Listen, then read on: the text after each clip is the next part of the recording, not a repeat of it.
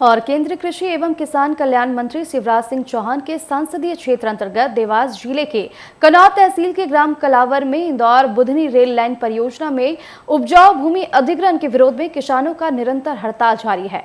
किसानों का कहना है कि यदि सरकार ने हमारी मांग नहीं सुनी तो हम आमरण अनशन को मजबूर होंगे। वो सरकार निकम्मी है, जो सरकार निकम्मी है, वो सरकार बदलनी है, जो सरकार निकम्मी है, वो सरकार बदलनी है। रेल परियोजना के लिए पिछले 2 वर्षों से हमारा संघर्ष जारी है। इसमें हमारी कई अलग अलग क्षेत्र वाइज मांग है। मुख्यतः इन 8 गाँवों की अगर मांग है कलवार घाट से कालापट्टा घाट। अगर संक्षेप में कहें तो यहाँ अलाइनमेंट चेंज के लिए ये लड़ाई पिछले 2 वर्षों से लड़ी जा रही है, जिसमें हम इस तारतम्य में 2 बार माननीय रेल मंत्री जी से मिल चुके हैं। हमारे क्षेत्रीय विधायक और सांसद 3 से 4 मुलाकात अलग रूप में भी कर चुके हैं, जिसमें हमें अलाइनमेंट चेंज के लिए भी वादा किया गया था। उसके बाद अन्य प्रपोजल में वायडक्ट को भी लेकर आए थे। लगातार 2 वर्षों की सरकार देखी और समाधान न मिलने के कारण आज किसानों ने यह निर्णय लिया है कि हम सामूहिक रूप से अनशन ले रहे हैं या अनशन पर बैठ रहे हैं। तो मेरे सभी साथी किसान जो इस परियोजना से पीड़ित है, खासकर 8 गाँवों में इंदौर बुधनी परियोजना में जो कलवार, मालजीपुरा, महुड़िया, सुंदरेल, बोरानी, बिजवाड़, खतनौरी, कालापट्टा, इन 9 गाँवों के किसान साथियों के साथ आज हम अनशन पर बैठे हैं। 19 सितंबर 2025 आज से हमारा। और इस खबर पर अधिक जानकारी के लिए हमारे साथ स्टेट कोऑर्डिनेटर हमीद बेग जुड़ चुके हैं। सीधा उनका रुख कर लेंगे। हमीद, देखिए लगातार जो है भूमि अधिग्रहण के विरोध में अन्नदाताओं का अनशन जो है वो जारी है, और क्या कुछ कहेंगे, क्योंकि अभी तक ना उनके अनशन पर प्रशासन सूद ले रहा है और ना ही जो जिम्मेदार अधिकारी है वो पहुंच रहे हैं।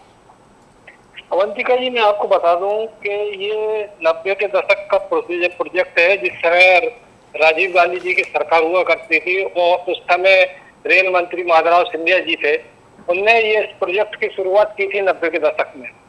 और ये इतना स्लो और चला है कि ये 40 साल में यहाँ तक जमीन पर पहुंचा है।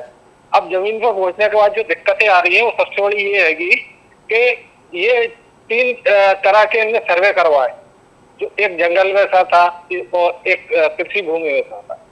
कृषि भूमि से ये निकाल रहे हैं तो किसानों की सबसे बड़ी समस्या ये है कि कृषि भूमि जो ली जा रही है उसका उचित मुआवजा भी नहीं दिया जा रहा है बाजार रेट के हिसाब से। और किसानों का कहना है कि अगर हमारी कृषि भूमि बचा के जंगल की तरफ से, पहाड़ की तरफ से ये रेलवे लाइन निकाल दी जाती है तो किसानों की जमीन भी बच जाएगी जी, और ये प्रोजेक्ट भी पूरा हो जाएगा। चलिए, बहुत बहुत धन्यवाद हमीद इस खबर पर अधिक जानकारी हमसे साझा करने के लिए।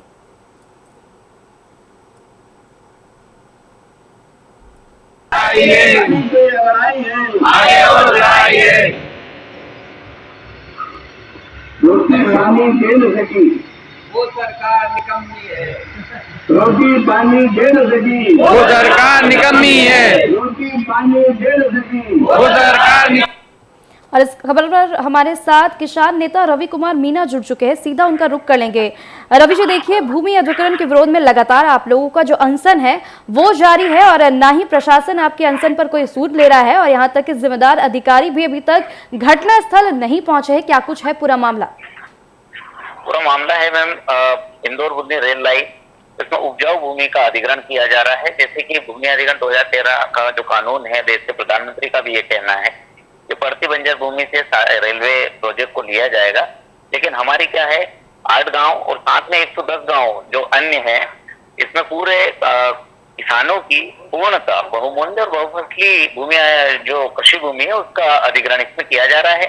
ना तो उचित मुआवजा दिया जा रहा है, और जिस प्रकार की मनमानी, जैसा कह सकते हैं कि भूमि अधिग्रहण 2013 का जो कानून है स्पष्ट, उसका कोई पालन इसमें नहीं किया जा रहा है। भाई एक नगरी चौपट राजा जैसा हाल है जी। देखिए, अभी तक कोई सूद भी नहीं ले रहा आपके अनशन का, और ना ही कोई आपने किसी से बातचीत की, क्योंकि जो भी अधिकारी है वो अभी तक नहीं पहुंच रहे हैं। तो आगे आप लोगों ने क्या सोचा है कि जिस तरीके से आप लोगों ने कहा है कि आप आमरण अनशन करने पर जो है विवश होंगे आप?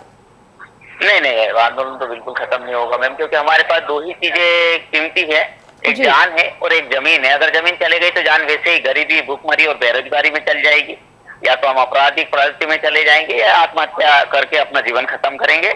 तो अभी हम अनशन पे बैठे हैं, लगातार ये 6वां दिन है हमारा। जी। और अगर 5 से 7 दिनों में प्रशासन मांग नहीं मानता तो हम आमरण अनशन करेंगे। जी चलिए, बहुत बहुत धन्यवाद रवि जी इस खबर पर हमारे साथ जुड़ने के लिए।